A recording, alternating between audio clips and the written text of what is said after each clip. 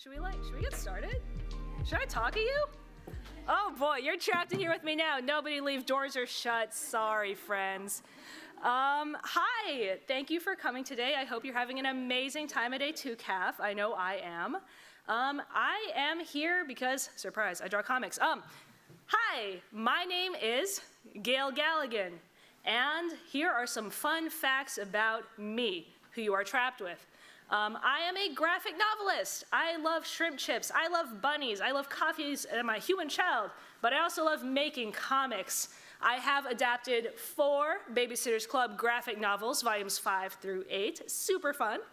My first original graphic novel, Freestyle, came out in October of last year. If you've read it, thank you very much. I had a great time working on it.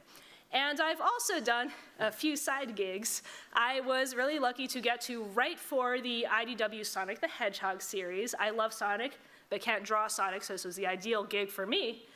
And I wanted to, today, talk to you a little bit about myself, how I got into comics growing up, how I make comics today, and do a little bit of drawing at the end to kind of show you my process. After all of that, I would love to field questions. So if you think of any questions while I talk about all of this, keep them up here, and hopefully we will get to chat about it at the very end, okay? Rock and roll. Fun facts about me. I've always been a very cool and interesting person, as evidenced in these real human photos. Thank you, I appreciate it. A really interesting thing about my life is that I moved around a bit growing up. Because of my parents' jobs, my family lived in places like Bangkok, Thailand, where my mom is from, and Frankfurt, Germany, where we rang in the year 2000. Anybody? Wonderful, I'm so glad. So, I found that during those moves, I found a lot of comfort in the constants in my life, the things that didn't change. So I loved my stuffed animal, Winnie the Pooh, best friend. I loved my family, surprise, and I loved books. I loved to read. No matter where I went, I could walk into my school library, I could go into a bookstore, I could pull a book off the shelf at home and get transported to a whole new world with characters I loved and go on all kinds of adventures. I remember especially being excited about Tamora Pierce's books. She had these great fantasy stories. The Crest and Mancy Quartet by Diana Wynne Jones, who wrote Howl's Moving Castle, if you've ever seen that movie, and Animorphs, which is now a really fun graphic novel series too. I also loved, surprise, The Babysitter's Club. What, you might say, did you time travel? No, the fun thing about The Babysitter's Club is it was a series of prose books, written books that were coming out when I was a child. So I've been a huge fan of The Babysitter's Club for a really long time. And it's been such a treat getting to share something I've loved for such a long time with all of you. It doesn't stop being special, so thank you again. I also really loved comics. I know this is shocking, but I still remember every single day, my dad would come home with a newspaper. I'd run up to him like, Father, what's happening in the world? No, I just wanted the funnies. I'd like tear them out of his hands. I've got to read these funny strips. I especially loved comics like Garfield, with whom I share a birthday, Calvin and Hobbes, and The Far Side. And the thing is, after I read all of these fun comics, I would grab paper and a pencil and try to draw my own. I would share those comics with my family, with my friends, and if they laughed, if they liked it, it was the best feeling in the world. Validation. So here are examples of Gale Galligan's early work. TM, please don't steal. On the left, we have an excerpt from my sketchbook, which is a little bit meta. It's a drawing of a hand holding a pencil, writing in a sketchbook, fun, and it says, "Artist's note. It is not my fault if you don't like my work.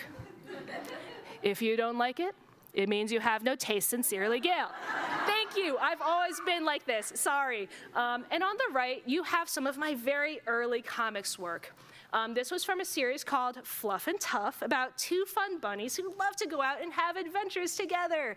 And you could tell who was Fluff and who was Tough because Tough had cool, pointy ears like a tough bunny would. Character design, we did it. So I love to draw. I absolutely love to share these things with my friends. It was my passion. And then a kind of big change happened in my life. The year 2000 came. I turned 12 years old. I was approaching puberty. We've all been there. We've all been there. Wonderful. And my family decided to move back to the United States. All of a sudden, I had to abandon the metric system and learn your inches. Why? Horrible. I rode a yellow school bus again, and it was, honestly, I'd been looking forward to it. It was mind-blowing. Like, you get to be so tall, incredible. And I had to make new friends in a new place and keep them, catching up on all the pop culture I had missed. I was in over my head, I was scared, I was a very shy kid, and one other really big thing happened in this period of my life. Again, 12 years old, year 2000, visualize the space, it's Y2K, everything's see-through, I don't know, whatever, it's fine. Anime and manga start to become a really big deal in the United States. One cheer for anime? Anime? Yeah! All right, thank you. All of a sudden, anime and manga start to become really accessible in a way they hadn't been before. I could turn on the TV, walk into a bookstore, and enjoy stories like Cardcaptor Sakura, Digimon, Yu-Gi-Oh!, Inuyasha, Naruto. The list actually does go on. And because of this, because I got to see all these really cool stories about young people like me, enjoying magical adventures together, definitely like me, and saving their friends from the powers of evil by fighting together, becoming stronger through the power of friendship than they could have been alone, my stories changed too. The things I wanted to draw changed too. I started drawing comics inspired by the stories I was interested in. Like, on the left is an adventure of two elf people, like, running into a bug. That was very exciting. And on the right is Pokemon fan art. I found out that in my new school, in my new residence, if I drew fan art of a thing I liked and showed it around to people, and someone said, I also like this thing, then we were best friends, and that was how I connected with people. Drawing was the way I had made my family laugh and see what I was feeling. Drawing was the way I got to make friends and learn how to talk to people. It was my way to communicate and share myself. I still remember how my sister and I made friends with our neighbors across the street who were about our same age. We went over to their place, we said, do you like Digimon? They said yes, and we were friends at the end. But every day after school, we would go, early 2000s, rollerblading around the neighborhood, and we would fight the forces of evil together, inspired by all the cool anime we were watching. I had, like, really cool psychic powers. My sister had water magic, like water blast. It was very cool. We had all these amazing original characters we came up with, and at the end of every single day, I would go home and do I did homework. Don't worry about it, parents. But I also drew all of the adventures that we had been having. I drew comics inspired by my friends' characters, by my sister's characters, and so the next day I could bring those comic pages over to them and say, hey, look, I drew us. This is about you. You legally have to like it. Validation. Everybody loved it. Comics were my way to connect. It was so much fun, and that never really stopped. I started drawing stuff that was slightly more autobiographical. On the left is a comic about myself taking standardized tests in school. Again, very fun. We have fun here. And on the right is some original work that I was starting to draw because I was getting more excited about fantasy. So I drew, I practiced. My style kind of evolved and grew as I practiced. And I kept on going. I drew more autobio, and I found ways to incorporate that love of comics, that love of drawing, into everything I did. The thing you see on the right is an assignment I had in Latin class in high school. The Latin teacher said, hey, find a way to adapt the Aeneid. I said, it will be fun and easy if I make this whole thing a comic. Don't worry about it. And then I tried to draw a fun Latin comic. So as you can see, I was finding ways to connect what I liked with the things I was learning, finding ways to get excited about everything I was taking in. It was my connection to the world. So I ended up working on The Babysitter's Club after many, many years of drawing. And the really fun thing about this is, On the left, you can see a drawing from when I first got picked up for the Babysitters Club. And you can kind of see how I was figuring out how I would draw those characters. After a few years, after I had a few books under my belt, my drawings started to look a little bit different. You keep on growing and changing as you continue to practice. There's never really an end to it. I don't know what my comics will look like 10 years from now. And that's really special to me. This is a lifelong journey. But Gale, you might be wondering, how do you make these comic books? Thank you for asking, audience who is trapped here with me. I will tell you. So, we begin with an idea. You just kind of you sit down, you get very fancy, and things will come to you from the ether unbidden. It's incredible. You sip on coffee, oh, I have the next book in my mind. Listen, there's really no answer here. I never know where an idea is going to come from. I still remember, sometime around the year 2014, My Chemical Romance broke up, Frozen was about to come out, 2014. I was browsing around the internet, as one does, and I stumbled across a video of a yo-yo competition, an international yo-yo competition. I had remembered the yo-yo of the 1990s, you walk the dog, you do an Eiffel Tower, you clap, you call it a day, you forget about your yo-yo. But this was a routine set to music. The person performing with this yo-yo was throwing it behind their legs, over their head, bouncing it off of the string in time to music, kind of like a dance. So my most recent book, Freestyle, is about a dancer who gets really into yo-yo. You can kind of see that connection. I found that stumbling across this thing that I got really excited about gave me a spark of excitement, oh, this would be really fun to draw. I would love to yo-yo. I'm bad at yo-yo, so I drew it instead. It's fine. The point is, get excited about stuff. You never know what's going to give you that next idea. Once I have my very exciting idea, I make a beautiful illustration of a forest, an arrow, and a leaf. This is my one exciting metaphor for you. My process is kind of I try to start with a really big picture, just here is the overall story I'm kind of trying to get to. And as I move forward, I work in towards more details, piece by piece by piece. I'm a sculptor, chipping away at a big block of marble. I'm finding my way inwards towards those smaller details. Metaphor, fun. So the next thing I do is I write an outline. And I'm so sorry, friends, an outline is kind of like an essay. This is a story about the story I want to tell, beginning, middle, end. Nothing has to be fancy. The words do not have to be beautiful. I'm just giving myself a blueprint for the comic I want to make. Because here's the thing. I will get real with you. As it turns out, comics are work. I'm sorry, I know. Just imagine yourself making one beautiful drawing. You take an hour on it, you outline every single gorgeous eyelash. You are so proud of yourself. I am so proud of myself. And then you realize it's not working for your story. You have to crumple it up, throw it out, start all over again. No, I refuse, shan't. How I save myself from this incredible struggle is I write an outline. I make sure that I know what I want my story to be about before I go through all that hard work of drawing it. So I write my outline. I send it to an editor who's kind of like a teacher or your best friend who can read this story and say, oh, hey, I like that. But why is this character doing this thing? Or what if you tried moving this around so that it gets a little bit more exciting early on? They help you understand the story that you're trying to tell. I don't always agree with my editor, but because of the questions I get, I can understand how a reader might view this. I can say, hey, I understand what you're saying.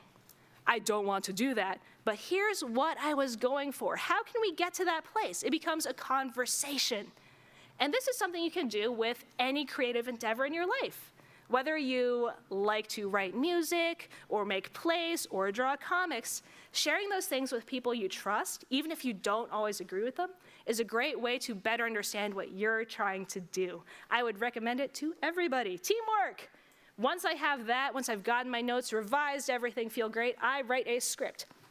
Not every cartoonist does this. We are all different. Some people go right into drawing, but I personally find that I'm a little more comfortable when I have more words down. So what I do is I write everything down. I say, I chip in for those details. I go from broad outline to, here's what happens exactly on page 1, 2, 3, 5, 10. Here's what happens in every single box on those pages and what people say. I'm giving myself an even more detailed blueprint. And not everything stays the same.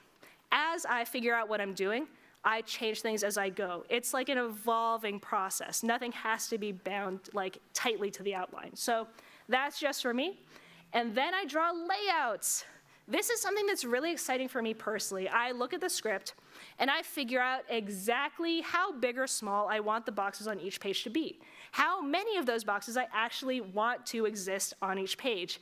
Because this is a really exciting and specific choice that every cartoonist will make differently. Like if you have a moment where somebody sneezes, achoo, I did it, incredible. I could draw that in one panel on like one page where a lot of other things happen. It doesn't feel like an important moment.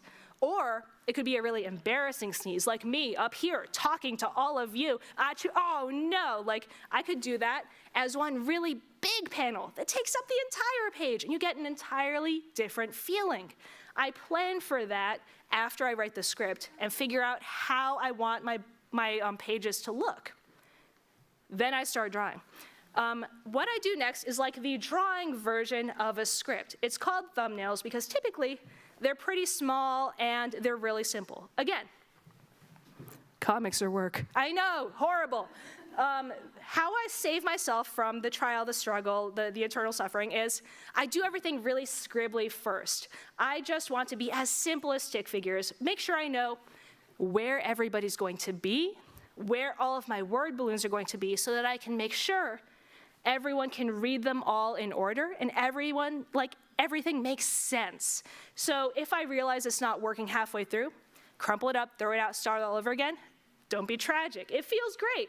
And this is the next thing that my editor gets to see. She can magically parse, understand all of my scribbly stick figures and say, hey, Gale, is this the person I think it is? Yes, thank you, I will label them. But we have a conversation, again, about how the story's looking, about how everything's reading. I get that feedback, I make more fixes. What you're looking at right here is 2 pages from early on in Freestyle. I was introducing the crew, the dance crew that the main character, Corey, hangs out with, and I was introducing them all in one big panel with a few details about each. Here is Henry, here is what he's like as a human being. You now know all of these characters. And after the edits I got back, I said, oh, here's something I could do that's better. I will break it up into a few more pages and show you all of those characters individually, jumping into their dance cipher so you get a feeling for who they are as a person, one by one by one, instead of all in one lump, as a crew as a unit and not individual people. And that is one of the things I love about making a graphic novel as a collaborative process, one where you talk to other people about what you're doing. You find answers to problems that you might not have thought of on your own. So I fix stuff up, and then I start drawing. Now that I know where everybody is and what I want to be doing, I can go into a little bit more detail, chip away a little bit at my beautiful marble bust of the David or whatever.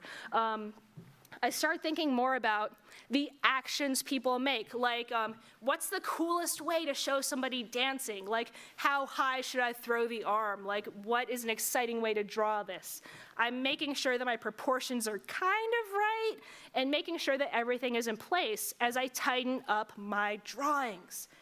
And I do not do all of this from memory.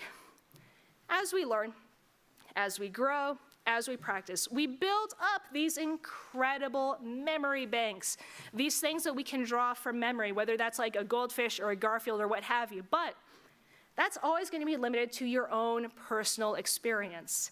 You might, for example, draw someone throwing a basketball one way, swoosh, I can't do it, it's fine. Or you could ask a friend to do it for you and realize that they move their hand an entirely different way you would. You can take a reference picture of them, draw a character doing that, and it feels like a different person. You get specific personalities that you might not have thought of. So I do a lot of research when I'm working on my stories. Like, I watched a lot of really cool dancers and figured out what my characters would do based on those personalities. I give everybody individual types of sneaker. It's fun. You end up being a fashion designer, an actor, an architect. You have to draw houses. This is horrible. It's fine. Don't worry about it. So I also take a lot of very exciting reference selfies. I'm happy to work from home, even if sometimes my husband walks in like, what are you doing? I'm throwing a yo-yo. It's fine. So I keep drawing, and I get to pencils. Pencils are a tighter version of roughs. And again, this is different for every cartoonist. Some people might skip right to the final lines. Some people might sketch things in super loosely and be comfortable. I personally have as it turns out, horrible memory. When I was working on the Babysitters Club very early on, I still remember getting a note back from my editor that said, basically, hey, Gale, this character, Christy, this scene is 2 pages long, and Christy changes her shoes 5 times. Are we good? I had completely forgotten what Christy was wearing and just not checked back on myself. And I was like, you know what, she's wearing a different sneaker, it's fine. So I find it really helpful when I'm penciling to give myself the details I need to make those finished pages. For me, that's the stripes on Corey's shirt. That's the type of yo-yo he's thinking about. It's the individual traits that make each character who they are. So that's what I'm thinking about when I give myself the blueprint for my final drawing, my inks. And so what I think about when I'm doing inks, now that I've given myself all of that information, is how do I show light and shadow? How do I make sure I make the reader look at whatever I want them to see? I can make a really thick line, and your eye will go directly to it if there are only thin lines everywhere else. Everything a cartoonist does is a really fun and exciting choice. We think about things, that's great. But I will note that everything you've seen up until this point, including the inks, I've been doing digitally. Between my iPad and between a computer, I've been drawing on a monitor, on a screen, because it's really easy for me to edit things quickly. I want to make sure I can get a book to you as soon as possible. But that's not how I always did it. For the Babysitters Club, I did all of those stages up through pencils digitally, so I could fix things. And then I printed my pages out on really big 11 by 17 sheets of paper. Math, great. And I would ink by hand using a brush, using ink, using a dip pen that I would sometimes drop, and using a lot of whiteout. I loved doing that. I loved scanning in those pages and cleaning up every single mistake I ever made, because we make mistakes. And then, in 2020, I had a child. You understand, parents. All of a sudden, I had to save several months of my life. I pivoted. I tell you all of this so you understand. There is no one way to make a comic. Every single part of this process is very individual to each person who does it. It's just about figuring out what works for you at any point in your life, whether that's the tools you're using, whether that's the way you make a thing, whether that's the way you draw an eye. There's no right answer. Figure out what works for you. Try something, throw it out, keep it. You're gonna have a great time. The important thing is you're happy with what you make. So I ink everything in, and then I'm done. I have finished the book. I do this a billion times, but wait, Gale, you might be wondering, where are the colors? I'll tell you, the great thing about working on comics is that there are a billion different ways to collaborate. You could make a comic all by yourself. You could do every single part, every labor of love, using your own mind and your own mind alone. No feedback, no teamwork. That is solid, that is valid. Or you could find buddies to team up with. Maybe you like drawing people but not backgrounds. Maybe you like drawing backgrounds but not robots. Maybe you like coloring and nothing else. And so for freestyle, I was really lucky to get to work with this incredible cartoonist, Kay Chapp, who could look at the inked pages I made and say, okay, what is the mood of the scene? What is the time of day? How can I make sure that readers notice the things that Gale is trying to get them to notice? And Kay could come up with these incredible color stories that changed the way I look at my own book in ways I could never have dreamed of. Like for this dreamy scene where the dance crew's captain, Tess, is being kind of a bully, stressing everybody out even though they just want to dance. And Corey's getting all distracted about thinking about his cool new yo-yo, like I've been there, it's fine. What Kay decided to do was show us that it's daytime with these kind of light poppy blues, but add this stressful, energetic element of really vivid oranges. Oh, that's powerful, that's stressful. But you can tell that Corey is somewhere else entirely. He's got these dreamy pinks and purples that take him away from the rest of his crew. I wouldn't have thought of that. I would have been like, red, blue, yellow, done, yay. So teamwork is really, really fun. And getting to see things in another light is one of my favorite ways to make a comic. And that actually is where I'm done. I do all of that over the course of 2 years with a tiny question mark at the end. I go back and forth with the editor, with my collaborators, with my colorist, and we make a really fun book that I get to share with all of you. You might be wondering, am I working on something new? Yes! Please look forward to it. This is a character from my upcoming graphic novel, which will maybe come out next year, maybe the next. Don't worry about it. But it is about a young person who moves around a lot and then has to stay in one place in America. It's not about me. It's fine. Don't worry about it.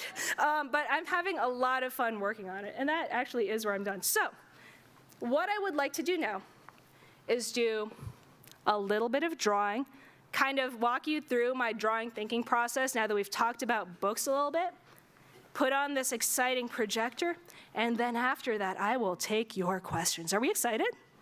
Yes, thank you. I'm gonna look directly in the back, look right at you. Oh, we did it. Oh, look, it's my hand. Oh, it's my hands. Okay, so I haven't used a projector in a really long time, so please bear with me while I anxiously look at my own hand. Wow, it's real. My hand is real. So first I'm gonna warm up because artists are actually like athletes. We're famous, we're rich, and no, it's fine, don't worry about it. No, we have to stretch. What we do is a physical activity, and if you don't take care of your hands, they can't take care of you. So I always do a little bit of warm-up drawing before I get really deep into comics making. So I'm gonna draw a character from the Babysitters Club. All right, I'm gonna take one hand. Does anyone have a favorite Babysitters Club character? I saw you in the purple first, yes. Yay! Claudia's my favorite too, but they're all my favorite because I love them all. It's fine. Here we go. Let's draw Claudia. So, again, everybody draws differently. Every cartoonist is different. There's no right way to draw. I usually have a tendency to start with the cute puffy cheek on the side. I just really like making people who look like beans. It's fine. I'll start over here. I'll curve around the side of the head, and I'll draw an ear.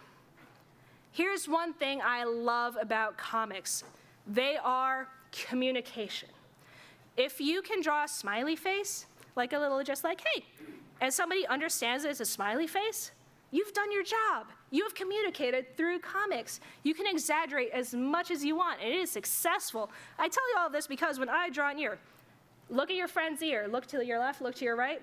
You can see all of the weird little details inside that shell. No, H, that's an ear. We are done. I did it, yay. So I draw that ear, and then I'm going to draw Claudia's eyes. One other thing I love about comics is that they are really expressive and unique to every person who draws them. And looking at people's eyes is often a really good way to notice an artist's individual personal style. I have a tendency to draw eyes like fun little ovals, and then I'll add 2 circles inside of that. Ooh, look at that, we're having fun. Let's see, All right, and then we've got 2. Those are the highlights, the shinies inside of the eye. And then typically what I'll do is add another little shine at the bottom and shade it in. It's very peaceful, it's very calming. I love finding things to shade in because I get to just zone out and listen to a podcast. It's fun. So we do that, we have 2 eyes. Claudia usually wears makeup, so I'll add 2 little eyelashes, nice. And then I'll draw a nose. Boop. And I have a tendency to draw just like the underside of the nose where like a shadow would be cast, because I personally think that's fun. Everybody's different. And let's say that Claudia is happy to be here, because I know I am. Yay! Now, as for the details of Claudia herself, we know that she has those like big pink bangs, so I'm gonna do a little swoop over from the top of her head. And I'm gonna tuck some of that hair behind her ear. Then I will have like some loose hair on this side. I'll remember that humans usually have eyebrows and add some of those. Eyebrows are a really good way to show how people are feeling. Like if you're excited, maybe they go up. If you're angry, they go down and get all wrinkly. Ooh, fun. So they're kind of up here because she's excited. I'm gonna do a curve of hair, a swoop of hair on the top of her head. And then I'm gonna add a bun. Whoop, whoop. I'm going to draw a neck, extending down. And I'm going to live vicariously through my friend Claudia. Something I loved about working on the Babysitters Club and drawing Claudia is that she is a really creative person. She wears her feelings on her sleeve. She loves to show you fun artistic facts about herself. So if there was ever a like cool sweater I wanted, or just like something I was interested in, I could put that on Claudia's shirt and say like, all right, this could be me. Here's a bunny shirt that I would love to own. And that made me feel a little bit better. Here we go. So we did that. I'll give her like bunny earrings too. We've got accessories. This is like a big puffy sweater, like the really comfy kind that drapes over your knuckles. And so again, living vicariously. What I'll do last is, because Claudia has like dark, shiny hair, I will add highlights to the dark parts of her hair that aren't bright pink. And you can see again, like I'm finding things to highlight, to shade in. And it's really satisfying. It makes the piece feel like it's coming together for me. It makes it feel a little bit more finished. So I'll go ahead and sign that. Yay. My signature is very simple. G, done. We did it. Incredible. And that is my warm-up Claudia. Ooh. One clap. I'll take a clap. Yes, thank you. Validation. Communicating with all of you through art. We did it. So what I want to do now that I've warmed up is think a little bit about how I draw people. I've told you how I make comic books, but like the thought process of actually making a person is really fun and exciting to me. Like showing people having feelings is one of my favorite things to do. So I want to talk you through how I think about that.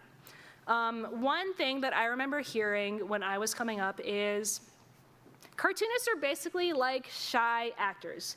We are not on the stage, but we have to think a lot about how people show their feelings. Like, if you see somebody on a bench and you're a cartoonist, you might look at them like a creep and say, hey, like, I wonder what that person is thinking. I wonder what they're going through. Like, they're kind of slumped over. Is that Keanu Reeves? Ooh. And you'll really, like, give yourself a feeling for, like, oh, like, if a person is acting in a certain way, I kind of understand like what they're going through, what their feelings are. And we try to draw that in our characters, in our comics. So can anybody raise their hand and tell me a really big feeling? I saw you in a lap, yes. Excited. Okay, I love starting with excitement. It's super fun. You can already see like I'm getting myself excited. I think through things like as I go with my body. You might be able to tell like, ooh, let's go. So what are some things you might do with your body if you're feeling really excited? Yes. Yeah, you might jump for joy. Anybody else? Really excited feelings? Yes, in the front row. Yeah. What do you do with your body when you're feeling really happy? You'd smile, right? And in the back, yes.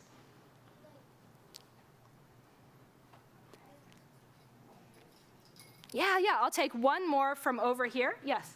Maybe you would like throw out your arms or make yourself kind of big. Exactly, yeah, like you make yourself big, you jump for joy, you smile. You put all of that excited feeling into your whole body. Like you're not slumping over, you are like, I think a lot about how the back works. Like when I'm thinking about how to show a pose, I'll think a lot about what that spine is doing. And when you're excited, it's kind of like it's curving back. You're throwing your whole self up. You are jumping. You are like, I want the whole world to know I am so thrilled. So I'm gonna draw another character from the Babysitters Club, and that character is going to be, one hand.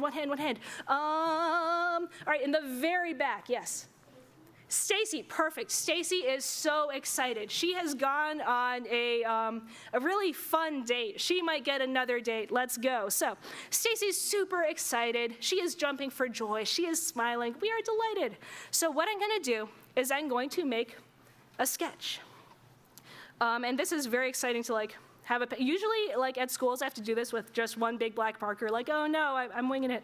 But today we have a pencil. We're all powerful. So usually when I'm doing this, I start with the head, and then I think about that back that I told you about. I'm gonna curve up like this, woo. And if we have her jumping, then let's see, I'm going to, yeah, I'm gonna have her throwing her arms up, we are so excited. And so what I usually do for that is I'll start off by figuring out where I want the hands to be so that I can connect those arms there as I go. Yahoo! And again, I will remind you as I go that comics are communication. They are exaggeration. They don't have to be perfect. These are things I tell myself every time I mess up, because I do. But the great thing about comics is they're also a lot of drawings. If you make one drawing you don't like, you can just make another drawing. You are going to keep on doing it. And as you do, you'll keep on practicing, getting better, and figuring out what you like about your own drawings. So I have this drawing where Stacy's jumping up, her hands are up here, she's lifting one leg in the process of jumping. We're going for it. I'm going to draw little guidelines for myself to say her face is pointed up this way, so I know her nose is going to be right there in the middle. Her ear is going to be down here, because when you look up, your ear is lower than the rest of your facial features. You have to think about these things a lot. It's horrible. And then let's say she's closing her eyes because she's so thrilled. And again, it's not going to be perfect, but I'm giving myself ideas for what a final drawing might look like. Now you can see that I'm adding details on top of that circle that I made. And those details include Stacy's swoopy hair. They include a neck. Ooh. And they include, let's see, if she's jumping up, yeah, her hair can keep swooping up. And here we go. I'm going to add more details to that hand.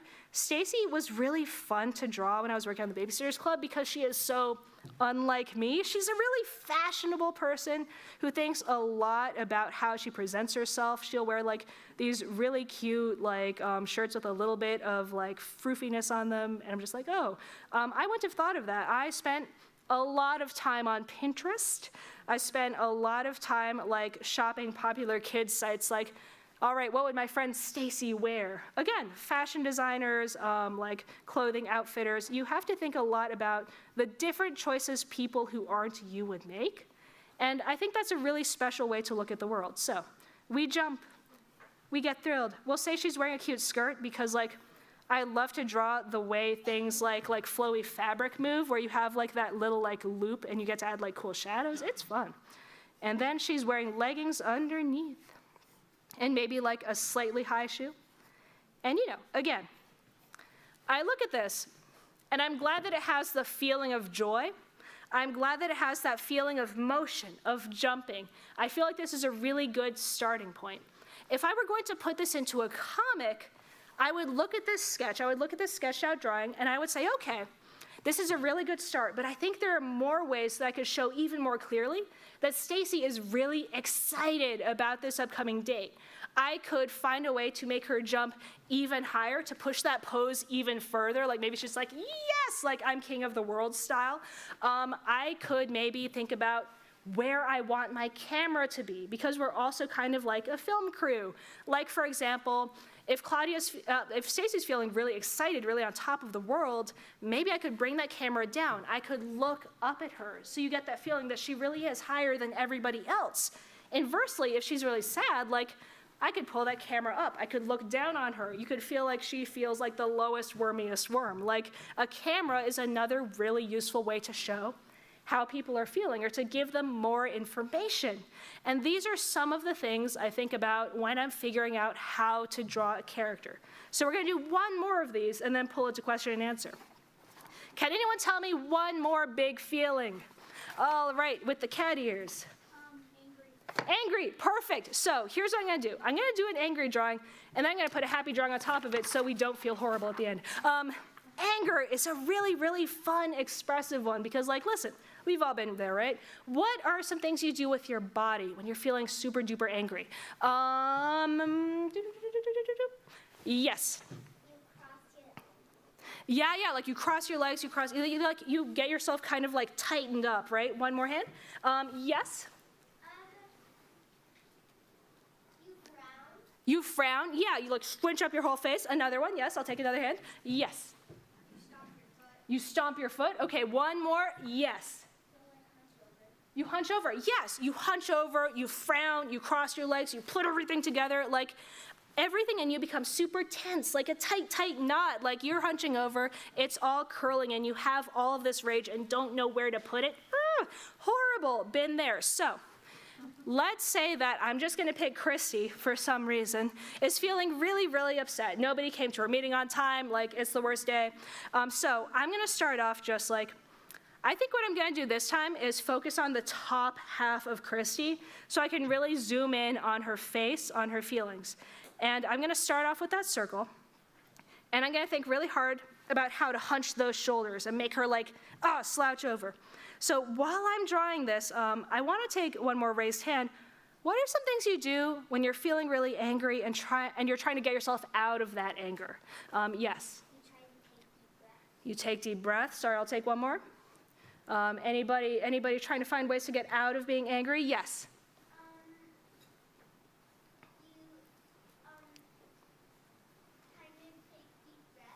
Yeah, like you take deep breaths, you find ways to center yourself. You like, you exhale, you think about like, listen, it's okay to be angry, it's okay to be a grumpy monkey. Like, we all have to feel those big feelings sometimes, right? But you have to also find ways to like find peace within yourself so you can get past that like actual physical tension that is hurting you. It's really hard, and it's something that like we all work on as we learn and grow. So I have Chrissy like, hunching her shoulders, like crossing her arms really tight. And then I'm drawing those guidelines for myself again so I know where her eyes are gonna be. I'm gonna have her like, looking down. I'm drawing the tops of her eyes. I'm drawing her, like putting her eyes down like this. And I'm going to scrunch them up a little bit. I'm going to, make those like angry wrinkles. Like if you look at somebody who's angry and like you see the eyebrows pushing that skin together, it's really powerful. It's really fun. I mean, not fun for them, obviously, sorry, but it's fun to look at and to draw. So I'm gonna draw Chrissy's little hair swoop, and then I'm gonna think of more ways to show that anger. Maybe she's like, maybe her face is a little pink because all that blood is rushing to her cheeks, and then I'm gonna have her like, gritting her teeth. And again, comics, exaggeration. Teeth don't look like this, but you understand what I'm doing. So I'm gonna draw the top of her head. Fun fact, I could not draw baseball caps before I started the Babysitters Club.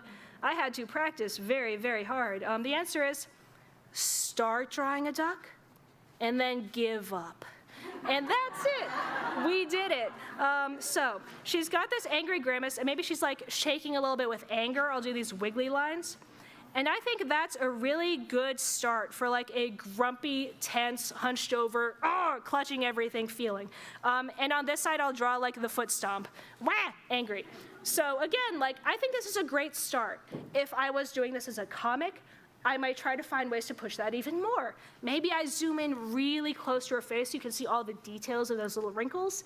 Maybe I zoom out really far so I show her, stomping that foot, or like punching a pillow. Like there are always a billion different choices to make. None of them is right or wrong, but they all say something about you, the artist, and what you're trying to tell people. And I think that's really special. So, as promised, I'm gonna put a good feeling on top.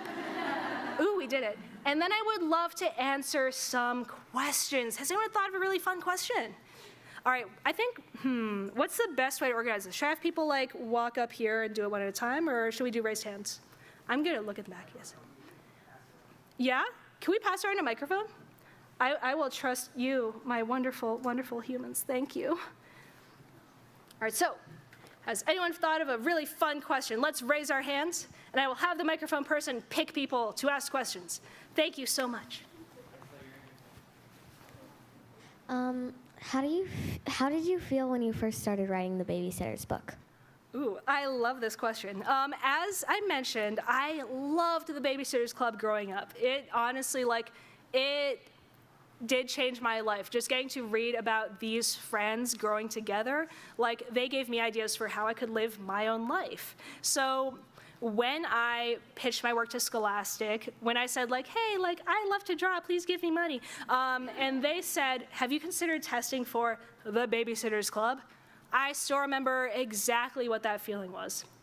I had to physically go outside, walk down the sidewalk, walk up a hill, walk to a tree, and scream under the tree, ah! It was the best feeling on the world. I'm still so glad that I got to do this and that I get to share it with all of you.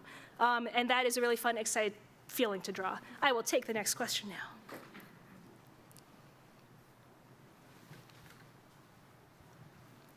What's your next book gonna be called?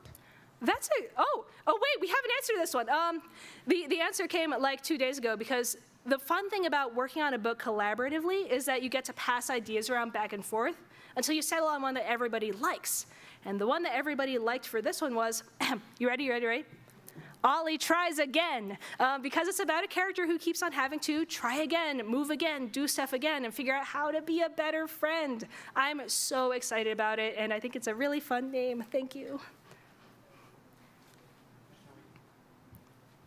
How did you develop your art style? Thank you for asking. Honestly, a lot of this is a subconscious process.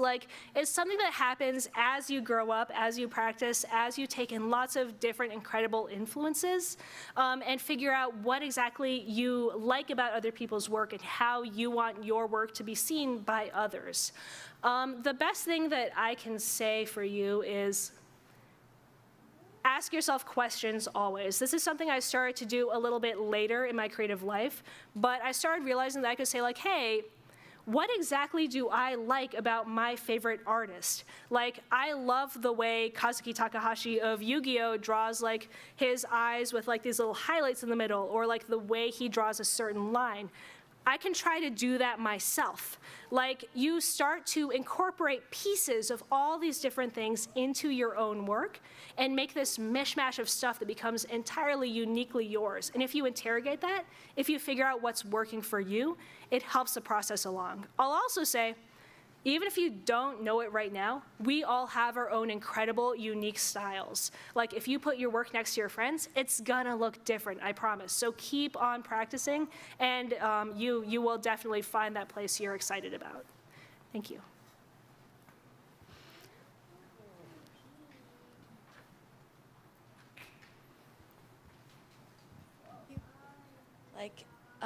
Did it take a while to, I don't know, draw more, I guess, prolifically?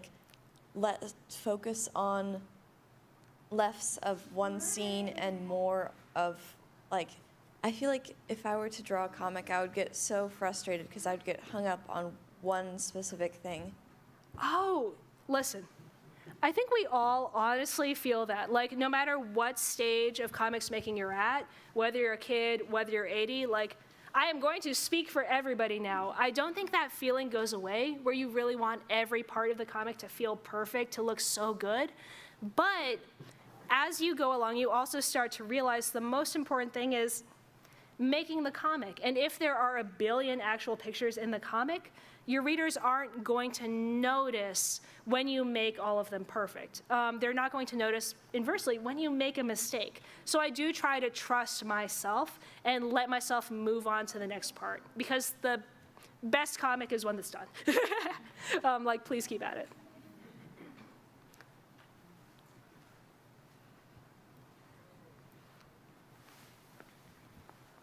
Hello.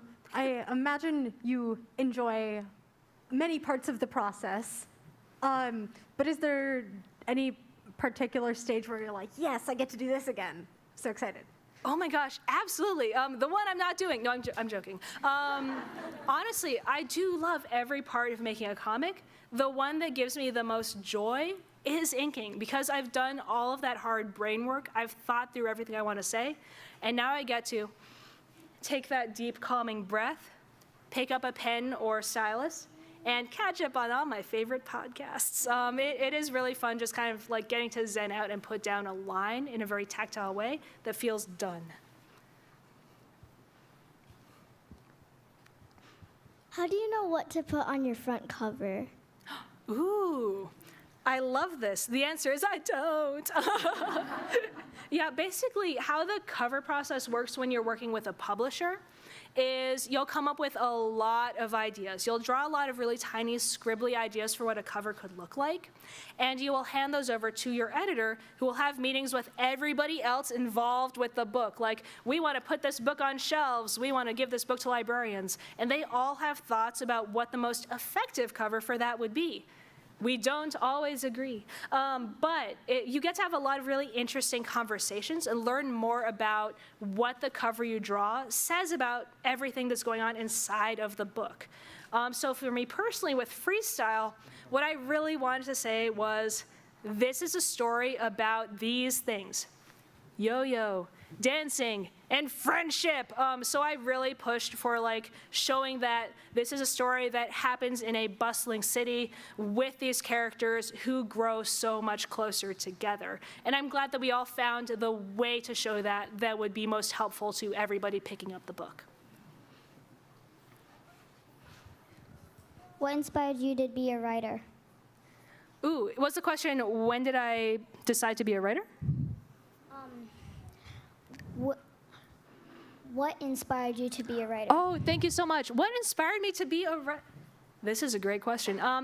Honestly, for as long as I can remember, I have absolutely loved telling stories.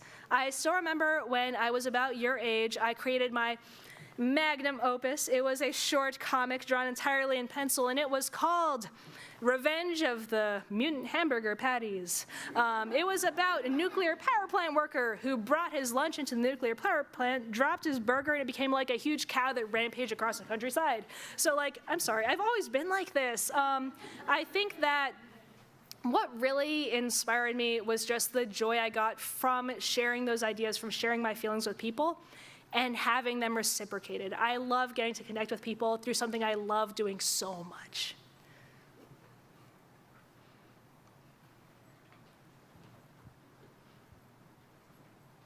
Can you tell us a little bit about the Sonic the Hedgehog books? I can. Yeah, so basically, I was delighted to get to work on these two short stories. One was for Free Comic Book Day, where once a year you get to get a free comic book from your local independent comic shop. And the other was for the celebration of Sonic the Hedgehog's 30th birthday. So if it's Sonic's 30th, it's also his nemesis, Eggman's 30th. So I really want to tell a fun story about how Eggman would celebrate his birthday. And I'm really delighted that I got to work with these incredible artists who could draw my favorite person, Eggman, in a like fun and like just funny and delightful way. The other one was called Amy Rose's Secret Hobby. So the pink hedgehog Amy, like I wanted to explore what she might be doing when she's not pico hammering everybody. Like maybe she's been secretly drawing fan comics of her best friend Sonic. It's fine, don't worry about it. But I wanted to express that like joy of being creative and drawing comics for your friends to see, like we talked about, and like getting her her friends to celebrate her at the end of that. I really love doing both. And if you like my writing on Sonic the Hedgehog, I wrote a one-shot for IDW's Endless Summer event, which is all about Sonic and friends go to the beach. I think it comes out in August. Please look forward to it. If you could choose to illustrate anything, what would it be about? All right, I'm gonna ask for a repeat one more time. If you could choose to like illustrate about anything, what would you choose to do it about? I love this. If I could choose to illustrate anything at all, what would it be about? Honestly, I have now drawn 5 books about wonderful kids going to school. Have you ever imagined drawing a classroom? Have you ever like visualized every single desk, which is connected to a chair, so you have to draw like all the bits going together, and then like the tiles of the floor, the cafeteria, the like weird rolling cafeteria tape? It's work. Every time I visit a school, I have to take so many reference pictures, like show me your gyms, show me your I want to draw a place outside of a school. I want to draw a tree. My dream is to draw trees. Please look forward to my fantasy epic. Thank you.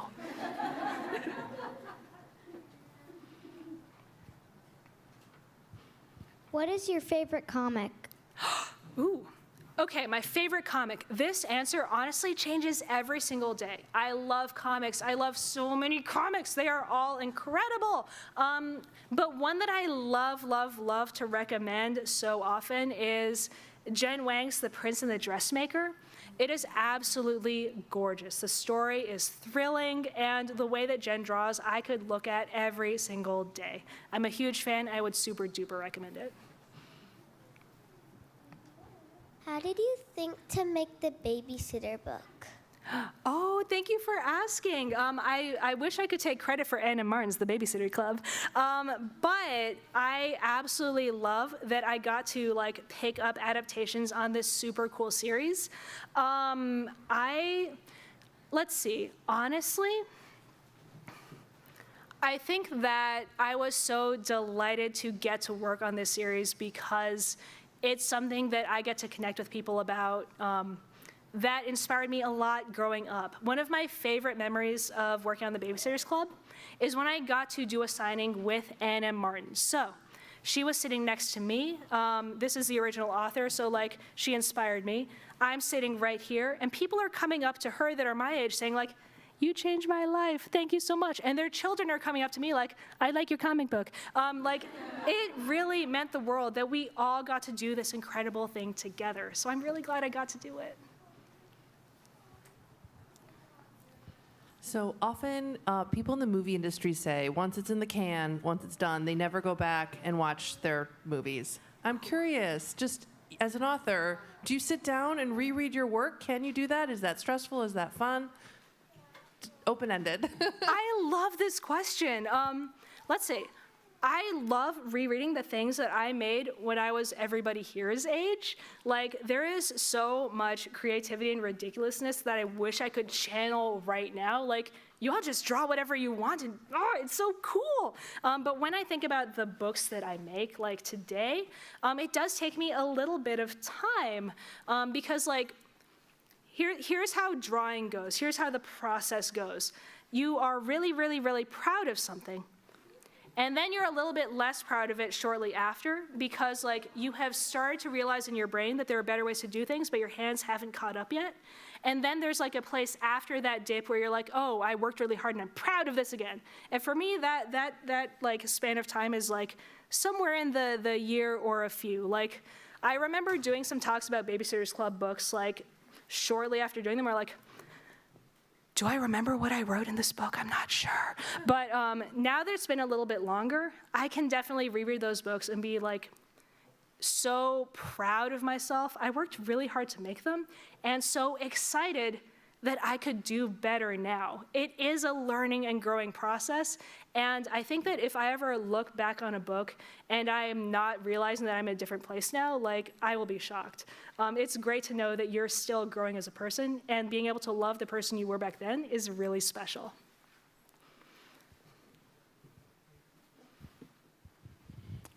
Just congrats on everything. This is really cool artwork. On that line, though, you really enjoy doing your art and you communicate beautifully with it. How is your communication different as a writer? How's that experience different for you? That's so interesting. Yeah, writing is definitely a new thing for me, writing exclusive from artwork where you're collaborating with other people.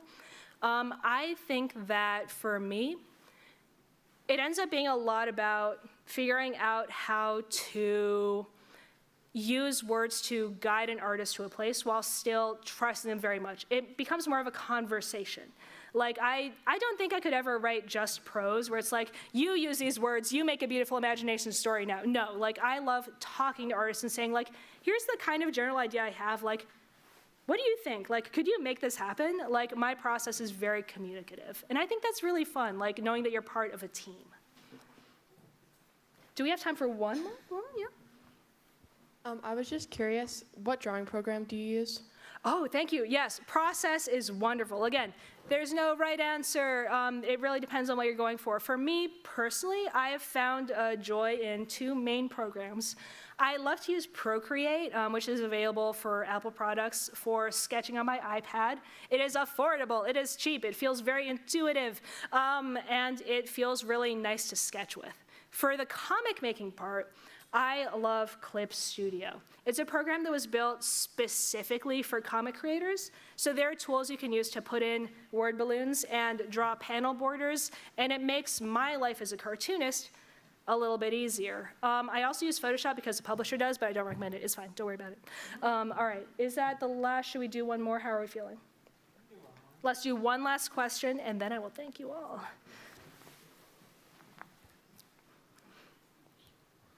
Did you work in a group when you were writing the Babysitters Club or not? Oh, that's a really fun question. Yeah, I would say that the Babysitters Club was a very group-oriented process where I was doing the drawings but not the colors, and I was communicating with the members of a team about everything I was doing. When I made the Babysitters Club books, I was running those by my editor, who was sharing them with the original Babysitters Club editor so we could all talk and make sure the story was going how we wanted it to. It definitely was something that I could not have done alone. And I also got to draw from the amazing work of Raina Telgemeier and figure out how my work could connect to that as well. I'm very lucky to be part of a big Babysitters Club family, and now that other people are working on the story too, we get to talk about how different and cool our experiences have been. It's really great being able to do something you love with other people too. So I will say thank you all so much for coming, for being trapped in here with me, for listening to me. I will be signing right after this. Thank you. Thank you. I appreciate it. Whatever you love to do, please keep doing it. I believe in you. Thank you so much.